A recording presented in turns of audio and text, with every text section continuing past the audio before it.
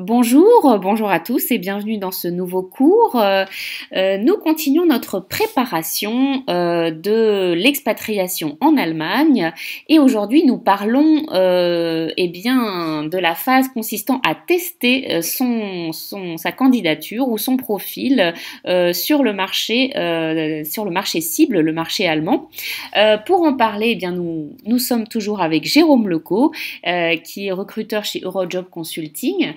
Jérôme, bonjour. Bonjour Cécile. Alors aujourd'hui, nous allons donc tester le marché. En quoi ça consiste et pourquoi c'est important? En fait, une fois qu'on a réalisé un bilan de compétences, qu'on a bien défini son projet professionnel, finalement de France, on peut, à travers différents moyens, établir des premiers contacts professionnels ou alors des contacts avec l'environnement franco-allemand pour essayer de voir à distance comment son profil est perçu professionnellement et quelles sont les chances de s'intégrer sur le marché du travail allemand. Alors, où est-ce qu'on va trouver les bons contacts? Quelles sont les plateformes qui vont être utilisées pour faire ça? Alors en fait, le premier réflexe aujourd'hui, c'est d'aller naviguer sur les réseaux sociaux. Bon, bien sûr, vous connaissez tous peut-être LinkedIn, qui est très utilisé aussi depuis quelques années en Allemagne comme en France. Ouais. Donc vous pouvez utiliser LinkedIn, qui sera plutôt utilisé en anglais en fait pour essayer d'établir des premiers contacts professionnels avec des entreprises, peut-être avec des réseaux de Français en Allemagne. Également, l'équivalent de Viadeo en France qui est Xing, la plateforme Xing qui est une plateforme germanophone. Donc là aussi, ce sont deux réseaux qui vous permettront d'établir des premiers contacts. Donc un conseil, je dirais pour les auditeurs, c'est de s'inscrire sur ces deux réseaux pour augmenter sa visibilité et la prise de contact. Alors, on s'inscrit, ça veut dire qu'on laisse un profil. Est-ce que tu peux nous dire dans quel détail il faut aller? Est-ce qu'il faut tout donner? Comment est-ce qu'on formule en fait son profil? Alors, idéalement, le recruteur que je suis va vous conseiller d'être le plus précis possible dans votre profil, de façon à ce qu'on puisse vous trouver assez facilement. Là, en fait, votre démarche, c'est plutôt d'aller vers les entreprises ou d'aller vers des contacts professionnels. Donc, essayez d'être clair dans votre démarche de contact. Vous avez la possibilité, en quelques lignes, en fait, de présenter votre projet pour qu'on puisse rapidement comprendre que vous êtes dans une démarche d'expatriation, que vous voulez établir et développer les premiers contacts de réseau professionnel et que vous attendez un retour en fait. Donc c'est possible sur Xing. Sur Xing, je conseillerais bien sûr en allemand de réaliser votre profil. LinkedIn plutôt en anglais. Tout ça va vous permettre d'améliorer, d'optimiser votre visibilité en Allemagne avec ces outils sur le web. Puis aussi, excuse-moi, le référencement aussi, j'ai oublié le référencement. Oui, voilà. Alors, quels sont, justement, en parlant de référencement, quels sont les mots-clés qu'il faut voir apparaître? Comment est-ce qu'on va formuler l'idée qu'on est en recherche, en fait, de nouvelles d'emplois, ou en tout cas de nouveaux défis, sans avoir l'air d'être en situation de chômage, qui peut-être être moins attractif pour un employeur? On pourrait, par les formulations en allemand, Suche neue Herausforderung, Voilà. par exemple, on peut signaliser, pas forcément que vous êtes tout à fait sur le grill et que vous êtes absolument en recherche d'emploi, mais vous pouvez tout simplement formuler que vous êtes dans une phase d'intégration en Allemagne et que vous souhaitez établir des contacts professionnels pour mieux vous orienter. Donc pas forcément vraiment parler de changement d'emploi dès le début. Et j'ai une question, comment est-ce qu'on demande finalement à quelqu'un de nous faire un retour sur les compétences indiquées sur le profil? Alors, il y a deux types de contacts. Il peut y avoir bien sûr le contact avec le recruteur. C'est le premier type de contact qu'on peut rechercher. Donc on peut contacter des recruteurs assez facilement, par exemple sur Xing, en tapant Personalberater, Personalvermittler, Köln, par exemple München, suivant la ville que vous souhaitez cibler. Donc essayer de demander si le recruteur est en recherche de profils avec des compétences des compétences internationales qui pourraient correspondre à votre profil. Essayez de décrocher un entretien téléphonique avec un recruteur. Je sais que c'est pas évident puisque en général les recruteurs sont plutôt axés sur les profils qu'ils recherchent actuellement. Mais essayez de décrocher un entretien téléphonique avec un interlocuteur, que ce soit un recruteur ou pas, de façon à obtenir un feedback à chaud aussi sur votre profil, savoir ce qu'il en pense, sans forcément répondre à une offre d'emploi que vous auriez vue sur LinkedIn ou Xing. C'est important pour vous d'avoir le plus de feedback possible pour vous orienter. Alors vous pouvez... Oui.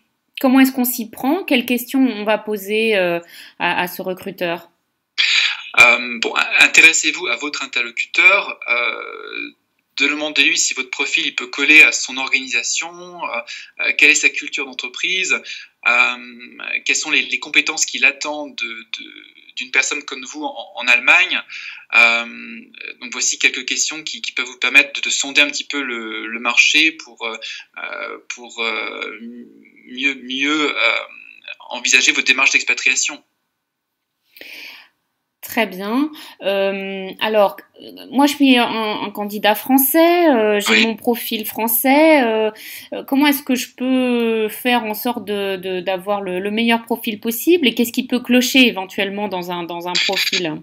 Alors c'est vrai qu'il peut y avoir quelques petits obstacles qu'on peut observer pour des Français, tout simplement parce qu'on a des fois affaire à des contacts. Ça peut être des responsables ressources humaines qui méconnaissent par exemple les formations françaises, même si depuis ces dernières années, avec les nombreuses dénominations anglaises, les Allemands perçoivent un peu mieux les formations françaises et puis également les écoles de commerce par exemple.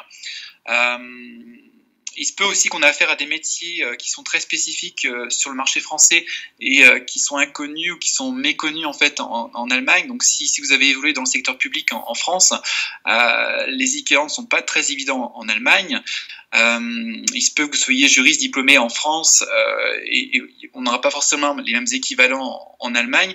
Donc il peut y avoir souvent des obstacles en termes de compréhension du parcours scolaire universitaire. Est-ce que ça peut poser problème à l'acte de candidature? Oui, donc il faudra vraiment, par l'intermédiaire d'Anabin, c'est un organisme en fait qui est à Bonn, essayer d'obtenir vraiment l'équivalent de votre formation en Allemagne pour bien le présenter sur votre CV. Alors bien sûr sur le CV, là aussi il peut y avoir des éléments, les Français quand ils présentent leur CV ne sont pas suffisamment des fois exhaustifs dans leur descriptif de CV et ça peut ne pas mettre en confiance un employeur allemand. Si la candidature n'est pas complète. Est-ce que là on peut obtenir de l'aide pour tout ça, aussi bien pour la rédaction de son profil en allemand que pour la mise en valeur de son CV, de sa candidature? Tout à fait, ce sera peut-être nécessaire d'essayer d'obtenir, si vous avez des contacts avec des Allemands, tout d'abord avec des Allemands, essayez de leur demander d'avoir un regard critique sur votre CV, de façon à être sûr que votre CV est bien lisse et ne présente pas d'erreurs orthographiques ou autres. Bien sûr, si vous êtes candidat français, si vous avez toujours travaillé en France, vous n'aurez pas l'équivalent des certificats de travail allemands, les Arbeitszeugnisse, qu'on joint toujours avec la candidature, ces évaluations qui sont fournies par l'employeur. Donc il faudra peut-être fournir des références professionnelles pour y faire face.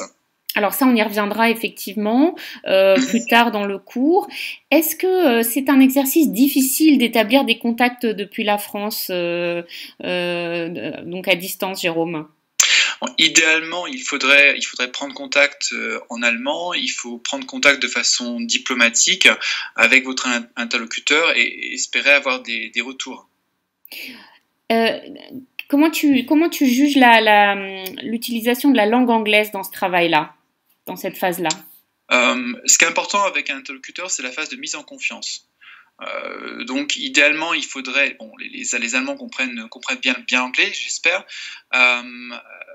mais utiliser la langue allemande, ça met plus en confiance votre interlocuteur.